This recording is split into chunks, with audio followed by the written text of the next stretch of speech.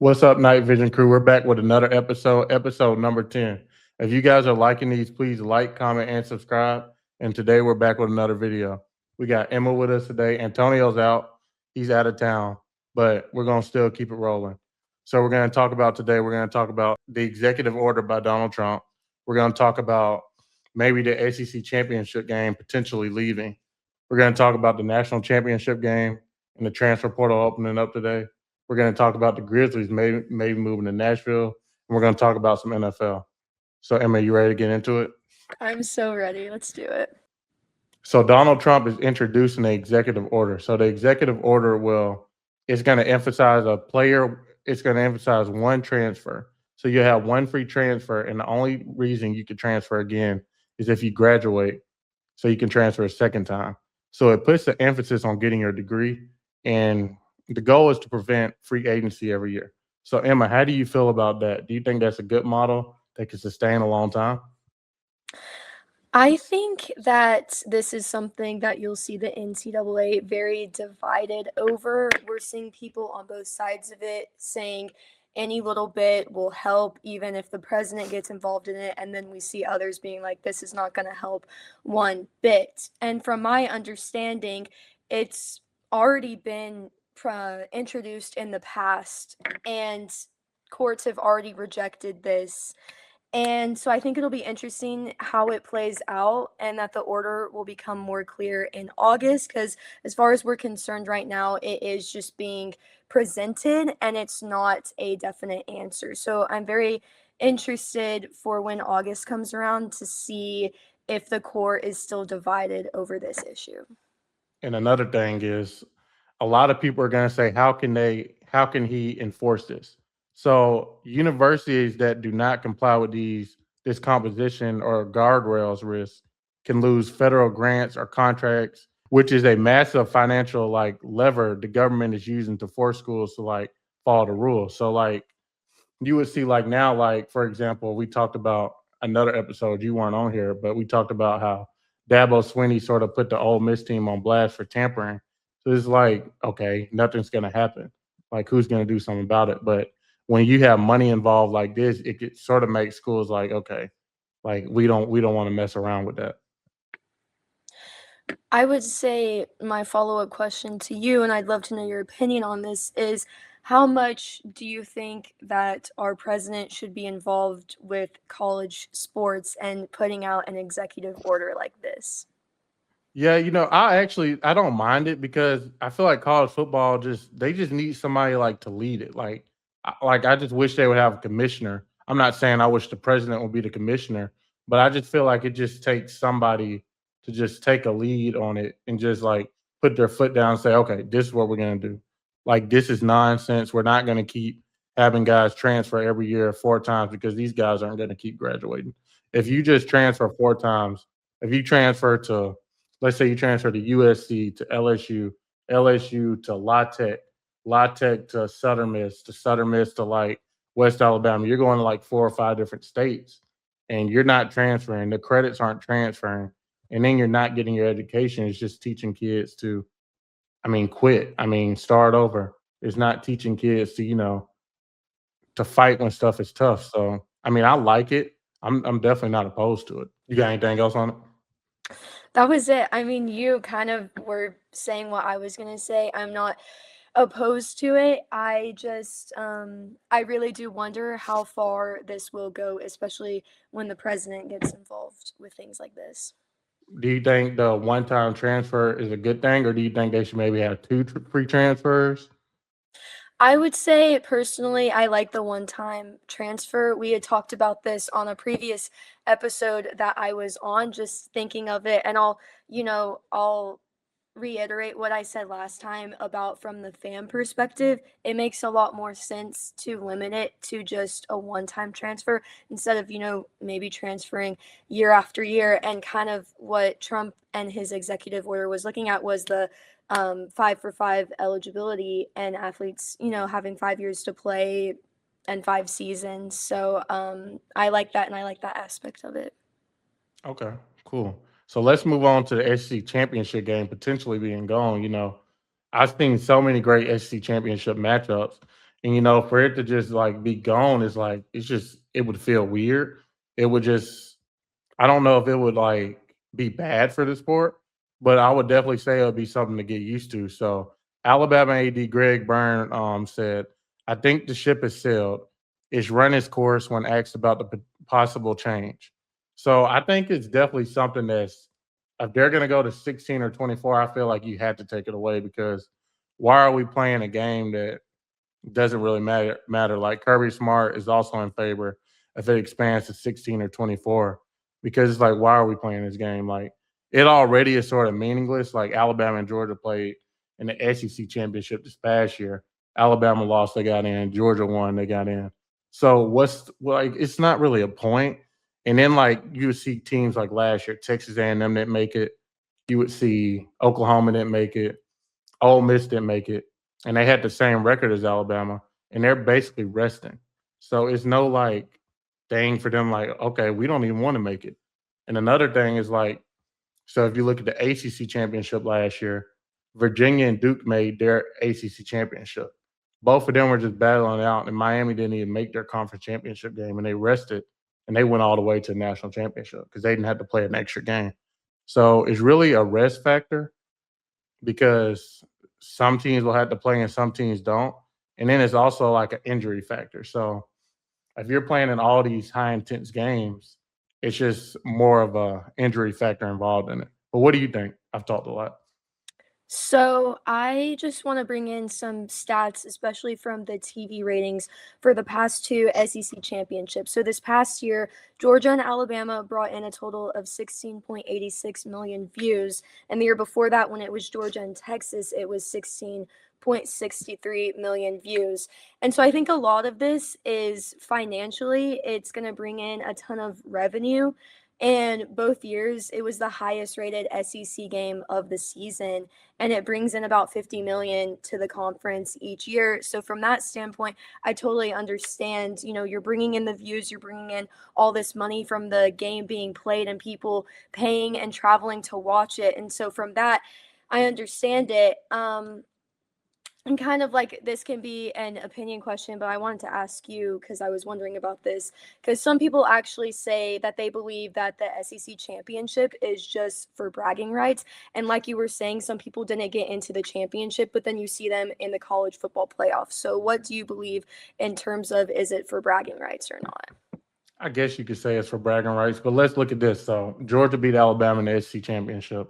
Georgia played Ole Miss, I would say, I think it was second round, second or first round. Georgia played Ole Miss, and Ole Miss beat Georgia. So Ole Miss goes farther than the SEC champ. So in that point, does it really matter? Like, did that extra game do anything for Georgia? So I would say yes. Like you're right about the revenue part and the TV ratings. That makes you think like if the wrong people are in charge, if all they care about is money, they're never going to get rid of it. They're gonna like that's why I'm like a 2014 playoff, but it's just going to keep bringing in more money, more money. That's why I just say you should get a commissioner that is just non-biased, nothing to do with the money. It's just in the best interest of the game and the players. Absolutely. I agree with that. If it were, if you, let's say like you were put in the position of being the commissioner, would you still have this championship game or would you do away with it? I think I would do away with it, especially because the SEC is going to a 9 game conference schedule rather than 8. So you're already adding another extra competitive, like a high intense ball game. So like that 9 game conference schedule is going to be tough. This is the first year they're going to do it. So I don't even know what it's going to look like. And a team like Texas, they're playing Ohio State, so they really are playing like 10 straight SEC games. So it can definitely be tough on their bodies to play that high intensive a schedule, then turn around and play an SEC championship game. And then if you win or lose that, you got to play 4 more games in the playoffs. So it's really just like maybe all these extra games aren't needed, but if the wrong people are in charge, they're definitely gonna think of the money first. Mhm. Definitely. I agree with you. Let's transfer to the I see a transfer. Let's transfer to the Michigan defeats UConn 69-63 last night in the national championship game. So before this game, it was a 26-year drought that the Big Ten have won a national championship. Like that's crazy. So Elliott could do. He was big for Michigan last night. He had a big redemption story at North Carolina. Teams weren't even guarding him from the 3 point line. They were just letting him shoot. Last night he had 19 points. And he was big for Michigan. He actually had his best year this year from three.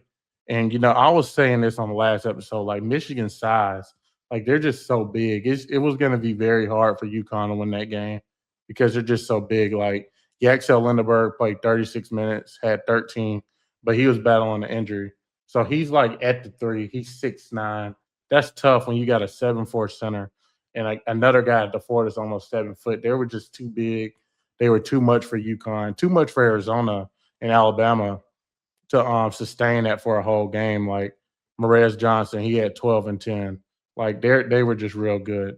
So hats off to them. They were a really good team. I knew earlier in the year when they beat my Auburn Tigers by like 30, I was like, we're just too small. Like it's nothing he can do. And then for the UConn side of it, I just felt like they needed to get super hot to win that game because the way Michigan was down low, they were just going to have to shoot them out the building to win. Like Reed, who Antonio mentioned last year, he had 13 and 14, but he was 4 of 12 from the floor. He missed a lot of easy shots around the rim. And then UConn almost started a dynasty last night. If they would have won last night, they would have had 3 natties in 4 years. So, I mean, another possibility is if they come back next year, get some moves from the portal, which we're going to talk about in a minute. I mean, they can definitely be back because Dan Hurley, this was like one of his, out of all the teams he's had in the last 4 years, I think this might have been like the weakest one, and they got all the way to the Natty.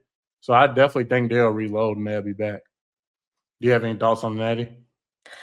I definitely, when I was watching it last night, I was a little surprised because I didn't find that Michigan's offense was as explosive, I guess you could say, as it has been in the past games. And if you also noticed, Michigan went 25 for 28 of their free throws, so that I would honestly argue that a lot of the reason for victory last night was because of the free throws and the Huskies missing 12 straight three-pointers.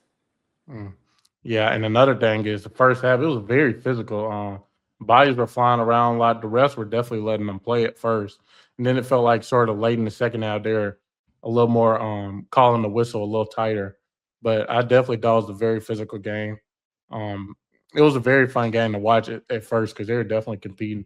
I didn't want to see a blowout, but I definitely respect UConn for just keeping it close because I didn't feel like they were going to win all weekend leading up to it. Did you pick Michigan to win in your bracket? No, I picked Arizona. I had Michigan going all the way to the Final Four and losing to Arizona. So I said on the other show, I was like, I don't know who's going to win this game, but I I thought it was going to be Michigan, but I wanted Arizona to win because I picked them. But I just knew Michigan was going to be too much the way they were looking. Man, the transfer portal opened the day after the Natty. But I think everybody really knows, like, it's really been open. Like, the stuff behind the doors has happened. Like, you will see, for example, on Twitter, you will see guys already crystal ball to certain teams, guys already lining up visits to go here and there. So it's already been going on behind the scenes. But I would just say this to all the people that are getting in the portal: the grass is not always greener on the other side. And I would just preach. There's a lot of kids that will get bad advice, and there'll be a lot of kids that just, I don't know, take chances in the transfer portal for no reason. Because there's a lot of guys like last year that will get in the portal thinking they thinking they would have a dream that they could get this and that, and they would lose their scholarship, and they would basically find no home. Or if they're at the D1 level, they might have to go to D2. But the biggest thing is the academic part. I would just say guys are being advised to jump without realizing how many credits they'll actually lose and never graduate. And I just feel like they should keep the main thing, this portal cycle, and just don't be delusional. How about you? I I'm gonna put this question out there because I know that you're a college athlete yourself, and looking at it from a college athlete perspective, how do you feel about, and we talked a little bit about it earlier with Trump's executive order of keeping, academics at the forefront and center. And so when you talk about entering the transfer portal and then people losing credits more than they thought. How do you feel about that from an athlete yourself? Like how does that affect you and being able to separate athletics and, let's say, I know you're not a basketball player, but basketball and your credits and being able to graduate, with the likelihood of you not going to the draft. Yeah, I think there's a lot of good families out there, and there's a lot of families just chasing the bag. So I would just say there's a lot, like, for example, my parents are both educators. So they're gonna always tell me to get my degree. So for example, when I got in the transfer portal from UAB going to McNeese, there were a lot of other schools I wanted to go to, but I would have lost like maybe 9 to 20 credits. But I came here, I only lost three. So that's a big factor that a lot of people don't realize when kids are picking schools, because sometimes your credits won't transfer anywhere. And maybe you'll lose like 40 to 50. Like if you go, like, let's say you go to like Alabama to California, they got something completely different going on. I just feel like that's a major aspect that people don't really realize. But an anonymous Big Ten coach said, if you have under 12 million, you are going to be in trouble this portal cycle. So they said a big time player, a top of the line, top 10 player in transfer portal can go for around 4 to 5 million. That's just one player alone. So if you have like under a $12 million budget, you can be in trouble because these players this year, like, they're coming in high demand. Like Yaxel Lindenberg from Michigan, I think he got around maybe 3 million ish last year.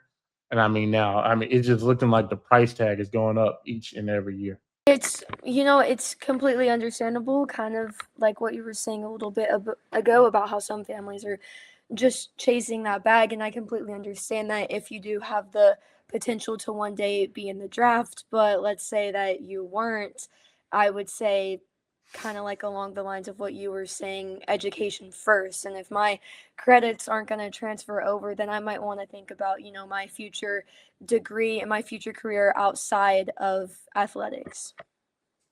Yes. You want to talk about the Kirk Cousins to the Raiders? Yeah.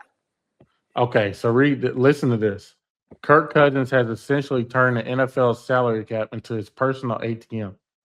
His latest move to the Las Vegas Raiders, just a few days, April 2nd, I think, is a masterclass in leverage that has everyone in the league talking. So he signed a 5 year, $172 million deal. But remember, he was a backup to Michael Penix in Atlanta. So this is a move to the Raiders. I think it will let him be the starting quarterback for the Raiders and bring Fernando Mendoza in and let him develop slowly so they don't have to throw him in the fire or rush him or anything like that. But Kirk Cousins, though, whoever his agent is one of the best in the business because this is like a repeated thing. Like he has earned elite tier money with like no financial risk. Like he's passed Tom Brady for career earnings, second all time in career NFL earnings, trailing only Matthew Stafford. And he's not even a Hall of Famer. So that's like the crazy thing about it. But what do you have to say about this? I completely understand the move. I was actually just reading an article a little bit ago, and it was kind of Kirk Cousins' perspective on why he made the move and everything is because we've seen him work with some of the Raiders coaches in the past. We've seen him work with Clint Kubiak, Rick Dennison, and Andrew Janko. And I understand why they would do it because obviously they're not going to put Mendoza in at week one. Like you were saying, they're going to allow him time to develop. And I think that we could definitely see him later on in the season. I actually wanted to ask you if you had a prediction of when they're going to maybe pull the plug on Cousins and say, okay, we're going to let our overall number one draft pick start for us. You know, it really just depends on Mendoza's development and how good Kirk Cousins is playing because it could be a thing. Kirk Cousins, he could tear it up, but I don't really know if he has that talent around him. Maybe they can help him out, make a trade, get him a receiver here and there because you want to have some weapons with Mendoza anyway. So I think if Kirk Cousins plays well, keeps him afloat, I don't think they're going to rush it. Like I don't think they're like gonna be like the Jackson Dart situation last year. They were just ready to bench Russell Wilson to put him in. I think they're definitely he'll be the future. But if he's playing good, they're paying him all that money. I wouldn't rush it. What do you think? What would your approach be with it? I That's something that I go back and forth on. I was actually gonna bring up the Giants with Russell Wilson and Jackson Dart.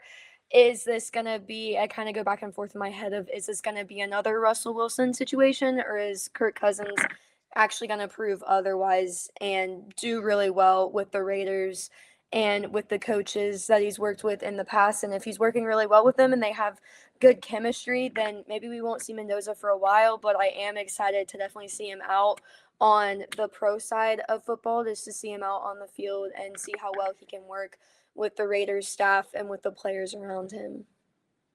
I definitely hope he tears it up because he's a great guy on and off the field. So I hope he tears it up. But I really hope he tears it up. So for Fernando Mendoza can have the best shot to learn and develop in the system. Because like I just feel like Patrick Mahomes I feel like he had such a great skill to just sit and watch and not jump into the action. Jordan Love as well. Jordan Love didn't take the reins until Aaron Rodgers left.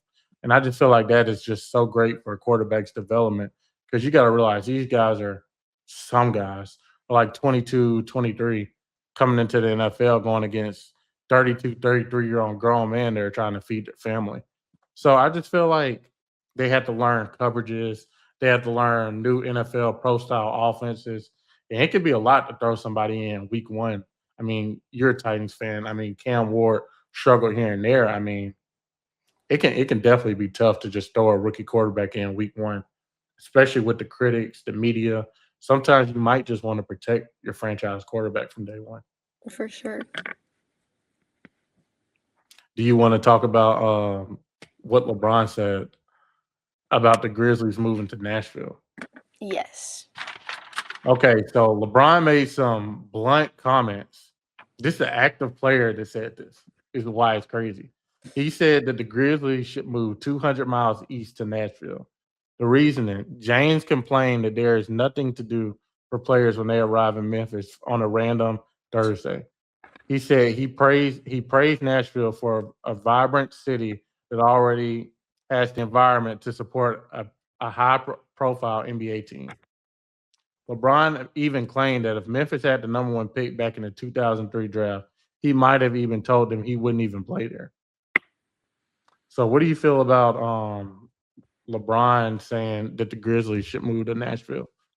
I think LeBron saying that is what a lot of people in Nashville were already thinking. And so to be able to have someone like LeBron saying that, I'm like, okay, time is ticking on the Grizzlies. It was funny the way, if you saw in the video where he was saying it, he was just out on a golf course saying it. And obviously, you've got Grizzlies fans down in Memphis. They got some fans' reactions, and obviously, they were really upset about it. And they were like, they don't know what I mean, LeBron doesn't know what he's talking about. There's so much to offer here in Memphis. They were, kind of trashing on him because he ultimately at one point chose Cleveland, and they were like, "You're one to talk when you went to Cleveland for a while."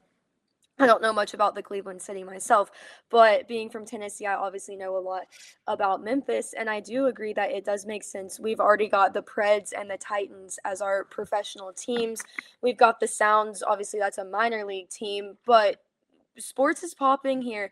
And so for him to take the angle of there's nothing for you to do here in Memphis on a random Thursday, I mean you've got to think about that too and consider that in okay, these away teams are coming from other places with high expectations of things to do outside of playing your sport. And I think that Nashville has a lot to offer. And obviously, his hopes are really high because in LA, you'd never get bored in LA because there's always a ton to do. So I'm, waiting on a response to see in the next few years if Nashville will ultimately make the decision to have an NBA team. Because we already have an arena and we've seen it with other pro teams. They've got their hockey team and their basketball team playing at the same place. So who's to say that Nashville couldn't do the same? Yeah, even not even if Memphis moves there, an expansion team could be in play if Seattle doesn't get one. But I definitely think Nashville could deserve an NBA team. I think with the boom and hub there, I just think it'll be a great spot for an NBA team. They already have an NFL team. Why not just put an NBA team there? Where would they play at Bridgestone Arena, or you think they would build another one? They would play at Bridgestone Arena. Okay, so yeah, I definitely use the NBA team, put it right on Broadway. I just feel like that'd be an amazing spot. And a lot of NBA players are trashing Memphis too. It's not even just LeBron. It's been like maybe 6 or 7 just talking bad about Memphis, talking about the hotels, talking about the safety. And another thing, Stephen A. Smith, he talked about on First Take a couple times that a lot of free agents don't want to go to Memphis because it's not safe. So they can't really attract stars. I think Nashville will have a better chance at attracting a Kevin Durant, Steph Curry, LeBron if you're in Nashville rather than Memphis to move your whole family and begin a life there. So that's another big thing.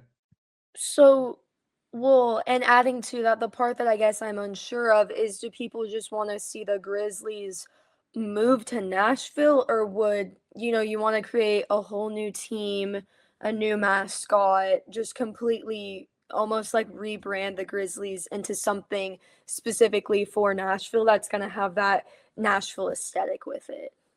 Yeah, I think it's definitely a mixture of both. I think a lot of NBA players are just trashing Memphis because they don't like the hotels, they don't like playing there, they don't like the environment. And I think there's a lot of people like LeBron, he probably and Stephen A. Smith, they actually just want to see the team go to Nashville because I think they think the team can do better there because it actually probably could.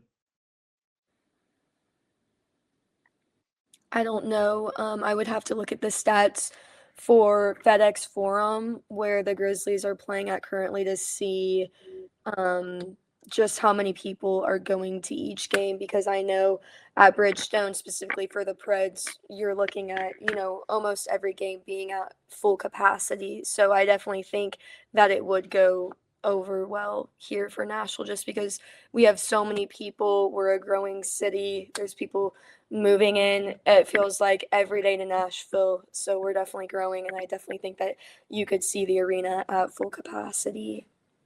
So what's the vibe in Nashville? Is it more football, like hockey, like, or is it like a lot of basketball fans? Like what's the vibe there?